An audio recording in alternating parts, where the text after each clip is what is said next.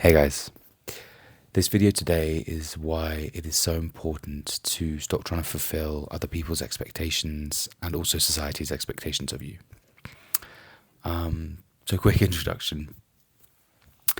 My name's Freddie. I'm 29 years old.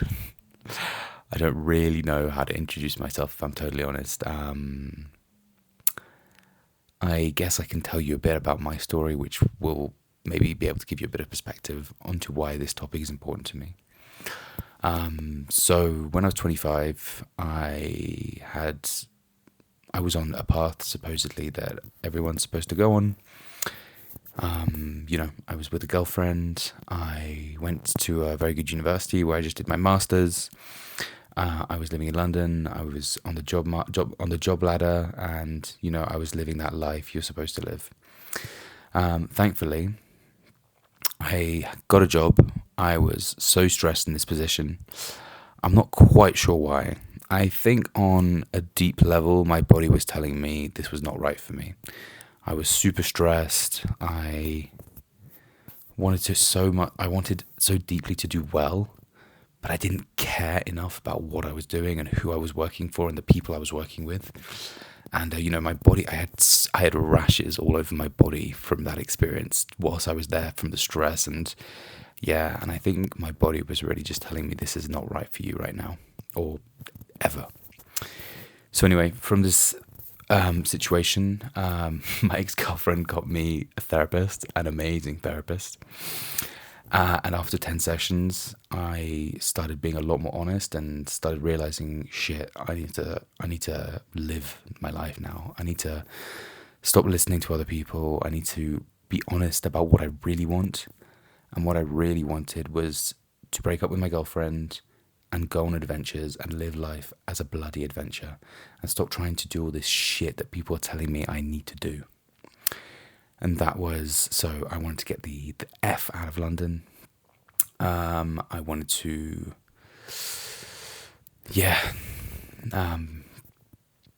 like me and my ex-girlfriend, we had a very loving relationship. She even found me the therapist, but deep down in my heart and in my head, I knew that she wasn't right for me. And I guess that was what the therapy was about. It was a whole process of learning to move from thinking from the head to moving to the heart. And I think that's what's really important to me, and also why I'm starting this is because that whole process of learning to live from my heart has actually made my life so amazing, so incredible. And there are some things I can't explain. Sometimes I feel like since I've done this, the universe has opened doors for me so that I can live this life. That could be wrong, could be superstition, but I have developed a spiritual part of my life, and I do feel like the universe has given me so much from doing that. So that whole process of going from my head to my heart, going from, we've been together, it doesn't make sense to break up. I don't want to hurt my girlfriend. We've been together, blah blah blah. To okay, what is it that I really want in my heart deeply? And that doesn't involve anything of what my parents want for me. That doesn't involve what society tells you what you should do. And if I had stayed on those paths, it would have been find a job in London that I didn't care about, get married with my girlfriend and have some kids, and maybe end up when I'm 40 realizing what the fuck have I done with my life, and and then not go on the life that I've been on since then, which has been nothing short of amazing. I used to be very lonely. I got into that relationship with my girlfriend because I was lonely, because I really had trouble connecting with people at university. I was so lonely, so I had such low self-esteem in that time, and I didn't know who I really was. I had no idea who I really was because I was always trying to fit in, never really being authentic, I guess, never really just.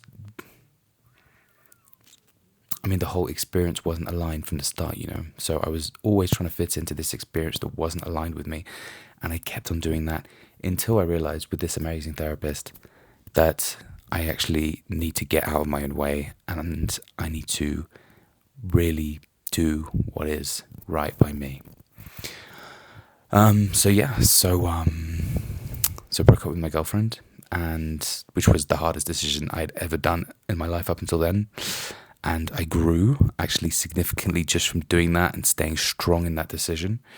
And we stayed together for 3 months, and there was a whole uncoupling phase, which was really tough, and then a recoupling phase where we became friends again, and yeah, we grew a real deep appreciation for each other that was actually more based on honesty than trying to keep the relationship together, which was, I guess, why before we would brush things under the table, which I think a lot of couples do, and then end up divorcing, and then end up, in the future hating each other or whatever.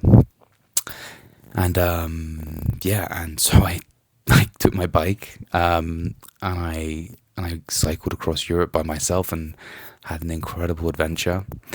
And since then, I've had actually several incredible adventures that have changed me so deeply and that have uncovered who I really am away. And this is this is a reason why you need to adventure, is because you learn who you are away from all the things you already know.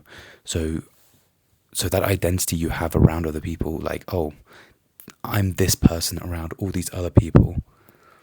Like, that's who I've always been around them. You don't need to be that person anymore when you're not around people that you already know. And so you can give yourself permission to be yourself. And that process just you really get to know who you are on a deep level. You get to face challenges, face fears. And as a man, that involved a lot of things around women that I'd always ran away from myself, that I knew I needed to face. And yeah, you learn to trust in the universe. You also learn that people are mostly good because you meet so many people who show you random kindnesses, and it moves you on such a deep level, and so you get to meet life much more deeply than you ever would, than if you stay on that path than you would have stayed on if you had decided to try and meet society's expectations of you. So that's why I fully encourage you and invite you to say, fuck what's expected of me. What do I really want? Okay? Do I really want to try and get this job in the city that actually doesn't mean anything to me, just because actually I'm terrified of not having money because I've got such a scarcity mindset that, and I encourage you to go on that journey, because you discover who you really are and you discover your fears, and I'm still on that journey, and I don't think that journey ever ends. But the whole point is that if we want to live richly and we want to live deeply, it's about starting that journey.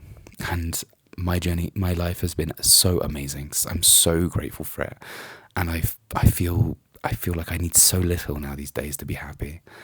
And of course there is still fear, there's still insecurity, there's still things I need to overcome and things that I'm facing, but I'm on that journey, and all these challenges are from a path that I've chosen and not from a path that I don't care about.